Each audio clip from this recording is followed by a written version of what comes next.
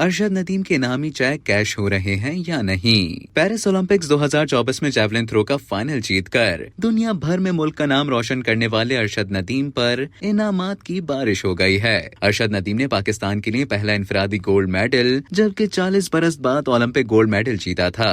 انہوں نے نہ صرف گولڈ میڈل حاصل کیا بلکہ 92.97 میٹر تک جیولن پھینک کر اولمپک ریکارڈ بھی بنایا تھا۔ یہ اولمپک کی سب سے بہترین جبکہ دنیا میں اب تک پھینکی جانے والی چھٹی سب سے طویل جیولن تھرو تھی۔ یہ کارنامہ سر انجام دیتے ہی قومی ہیرو کے لیے لاکھوں کروڑوں کے انعامات کے اعلانات کا سلسلہ شروع ہو گیا۔ بعد ازاں وطن واپسی پر ان کے فقید المثال استقبال کے بعد سے انہیں حکام، نجی اداروں اور شخصیات کی جانب سے اعزاز بخشنے اور اعلان کردہ انعامی رقوم دینے کا سلسلہ جاری ہے۔ وزیر اعظم شہباز شریف نے ارشد ندیم کو 15 کروڑ روپے، صدر مملکت آصف زرداری نے 10 کروڑ روپے، حکومت پنجاب نے بھی 10 کروڑ روپے، جبکہ گورنر پنجاب سردار سلیم حیدر خان نے انہیں 20 لاکھ روپے انعام دیے۔ علاوہ ازیں وزیر اعلیٰ سندھ مراد علی شاہ نے ارشد ندیم کو 5 کروڑ روپے، جبکہ گورنر سندھ کامران ٹیسوری نے انہیں 10 لاکھ روپے دیے۔ نجی اداروں اور دیگر شخصیات کی جانب سے قومی ہیرو ارشد ندیم کو انعام دینے کا سلسلہ جاری ہے۔